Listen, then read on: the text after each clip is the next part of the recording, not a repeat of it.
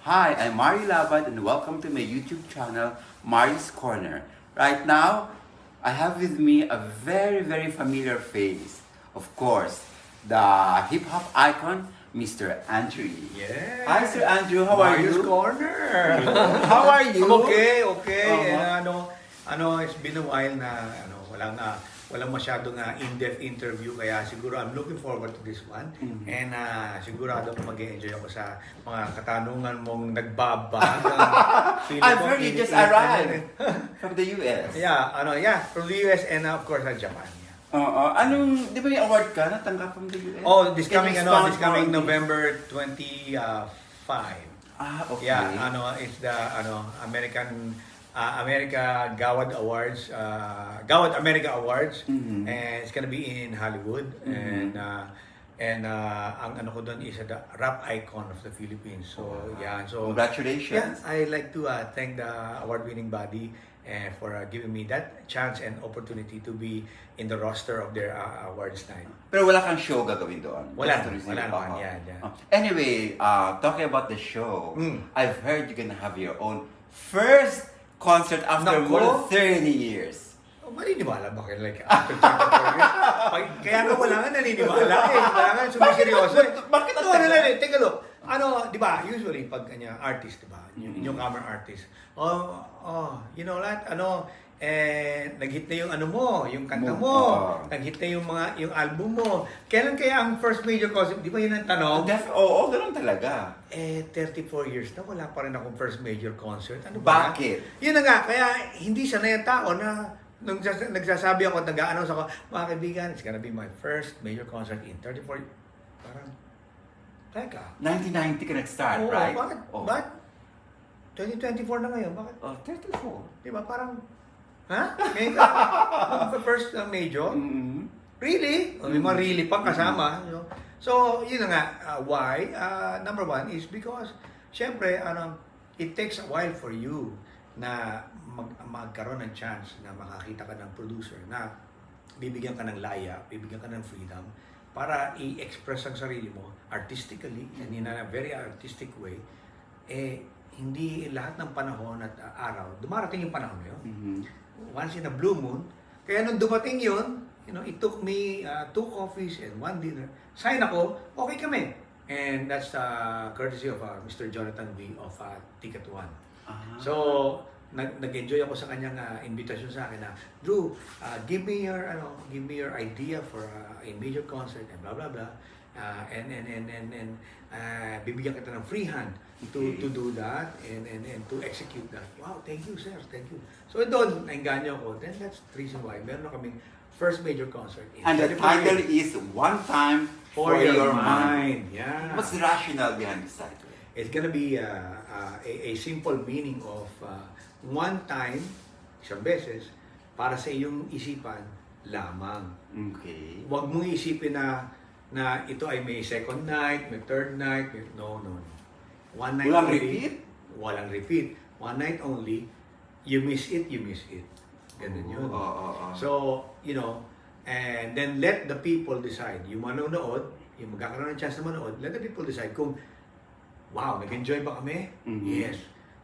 May ginawa ba siyang, very unique and very first time in the industry? Oh, yes. So, yun yung challenge. Kailangan ganun palagi ang kasagutan na, kaya nga, one time for your mind. Is it, and I'm gonna ask you, sa iyong pananaw, ginawa ba niya ang isang bagay or mga bagay na ngayon mo lang nakita? Yes. O, yun ang challenge. Pag yun nagawa ko, that's the only way na pwedeng maging successful yung One Time for Your Mind concept. Ano to, i-encapsulate mo ang 34 years niya yung career into a one-night show? And not only that, maybe, yung mga favorite songs. Yes, the ng mga selection tao, of your yeah. set list. And not only that, maybe yung mga, ang tawag doon mga hidden songs ko na hindi masyadong nabistahan ng mga tao. And yet, mas magandang panoorin pag may visualization na. Okay. So, yun yung mga So may comprisal. technology, more on technology ito? Oh, Kasi I've read parang gusto gawing Hollywood style. Naka na, natutunaw ako sa iyo mga magagandang pananalita. So, ako naman, I am only limited with the liberty of telling what's gonna be in store with the show. Mm. So, without further ado, understanding it, ibig sabihin, ang pwede ko lang isiwalat is yung mga major ideas. Pero yung mga details, baka Okay. hindi ako pwedeng Yeah, briefly, what are the major maybe, ideas? number one, tinanong nila kagad nila sa akin, sino mga magiging guest mo? Oh, the director muna. Oh, the director is Direk Noel. Oh. Okay, and of course, yung team niya, and matagal nang si Direk Noel sa industriya, so I trust him. Noel. So, I still have to Okay. the surname. Okay. I have to be sure kasi may isa pang Noel eh. So, patawad. Kay Direk Noel, at home ako and I trust his ability to entertain the people.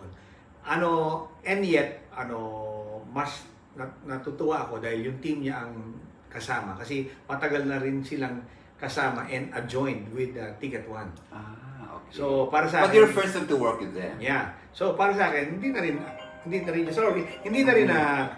rin lingid na meron na silang pinagsamahan and in any other case would be sanay na silang Sa mga concert. ng mga Direk concerts. Noel Maximo. Maximo. Ha? Direk Noel Maximo. Direk Noel Maximo, there you Thank go. you, Miss Miley. Thank you. Direk Noel, gamin ne. And the musical arranger? Musical directors. Director, I mean. I have two. Arnold Haliores Mhm. happens to be one of my arranger in the Human Kan Pangit album. Okay. And Alvin Carabello of my arranger naman in the Wholesome album. Okay. Will this be a selection of your old classic songs, new tracks, and Yeah. cover songs? Yeah, and yung mga not that much heard of songs. When you say not much heard songs, ano to? May I say baka ipasok ko rito yung Heartache Tonight maybe. Mhm. Maybe parang ganyan. So maraming smorgasbord ng mga kanta. Mhm. But ang pinaka balikan ko yung 2 minutes ago na sinabi mo. Yung isa sa mga magiging highlight dito would be sabi mo nga meron bang technological aspect na, Yes. Okay, ang galing mo kasi nag-interview kaya na-reshape mo yung interview for me to spill along some info. Yes, merong technological aspect yung show. And moreover, the whole show will be like Las Vegas style. Okay. Meaning, you will be entertained while you're sitting down and not much of a talk to the audience and audience talking to the artist. No, it's more of like the Las Vegas style. You watch, and watch, and then we will provide entertainment and sit down and relax, and everything's gonna go real good. Technological wise would be gagamit kami dito ng Lights. Fabulous lights. isang bagay na shall I say mag-open mind to everyone where isipin nila na wait a minute, sandali. Teka, hindi namin inasahan to na gagawin mo ito sa amin. Okay? Did you Yes, feel yeah. na the notion of saying na teka, hindi mo Maaam